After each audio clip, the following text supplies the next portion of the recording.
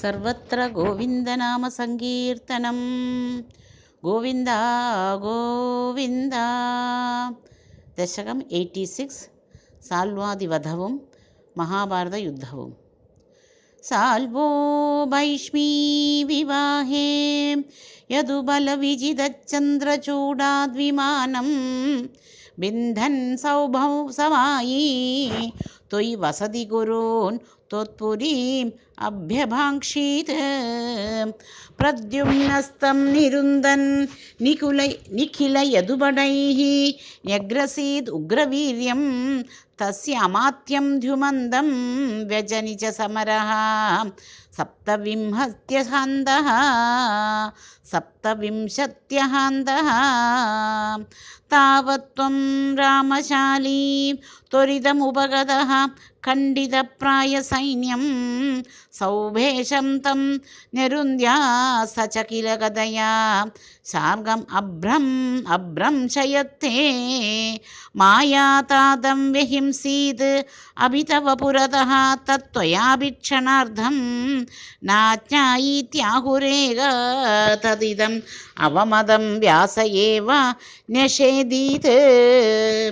ക്ഷിപ്ത്വാ സൗഭം ഗദാചൂർണിതമുദഗനിതോ മംക്ഷുശാല്യേപി ചക്രേണ ഉത്കൃത്തെ ദന്തവക്ത്രഃ പ്രസഭമഭിവദൻ അഭ്യമുഞ്ജത് ഗദാം തേ.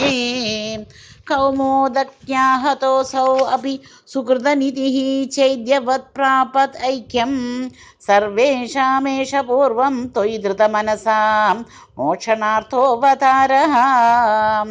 ത്വയ്യായാധേദജാതേ കില കുരു സദസി ദ്യൂതകേ സംയതായാഃ ക്രന്ദന്ത്യാ യാജ്ഞസേന്യാ സകുരുണമകൃതാഃ ചേലമാലാം അനന്താം. അന്നാന്തപ്രാപ്ത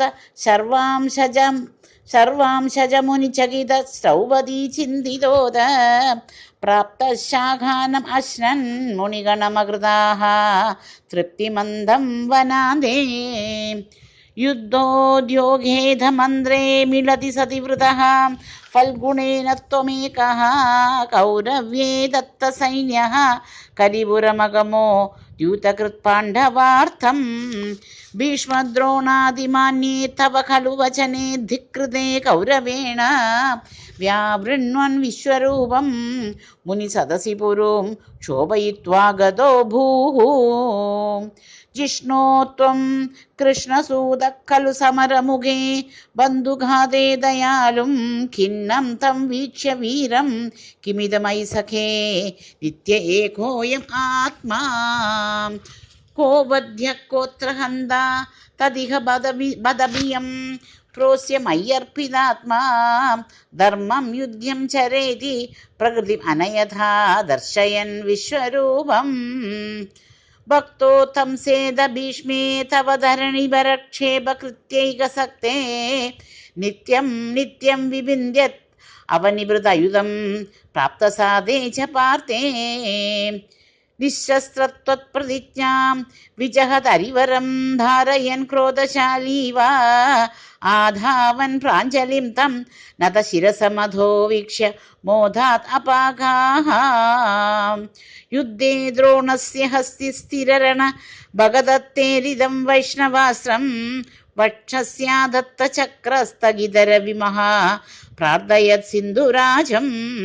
നാഗാശ്രേ കർണമുക്തേ ക്ഷിതിം അവനമയൻ കേവലം കൃത്തമൗലിം തത്രാപി പാർത്ഥം കിമിവ നഹി ഭവാൻ പാണ്ഡവാനാം അകാർഷീത്. യുദ്ധാദൗ തീർത്ഥഗാമി സ ഖലു ഹലധരോ നൈമിഷക്ഷേത്രമൃച്ഛൻ അപ്രത്യുത്ഥായി സൂതക്ഷയകൃത അതസുതം തത്പദേ കൽപ്പയിത്വാ യജ്ഞഘ്നം ഫൽവലം പർവണി പരിതളയൻ സ്നാനതീർത്ഥോരണാന്തേ സംഭ്രാപ്തോ ഭീമദുര്യോധനരണം അശമം വീക്ഷ്യയാദപുരീം തേ. സംസുപ്ത ദ്രൗപദേയക്ഷപണഹതധിയം ദ്രൗണിമേത്യത്വദുഃഖ്യാ തന്മുക്തം ഭ്രാമമസ്രം സംഹൃത വിജയോ മൗലിരത്നം ച ജഹ്രേ. ഉച്ചിത്യൈ പാണ്ഡവാനാ പുനരഭിജ വിശത്യുത്തരാ ഗർഭമസ്രേ रक्षन् अङ्गुष्ठमात्रः किल जडरमकाः चक्रपाणिर्विभो त्वं धर्मगौ अभिददतखिलं चन्दमृत्युं स भीष्मः त्वां पश्यन् भक्तिभूम्नैव हि सपदीययौ निष्कळब्रह्मभूयम् संयाज्याधादश्वमेधैः त्रिभिरतिमहितैः धर्मजं पूर्णकामं सम्प्राप्तो द्वारकां त्वं पवनपुरपते पाहि मां सर्वरोगात्। सर्वत्र गोविन्दनामसङ्कीर्तनं गोविन्द गोविन्द।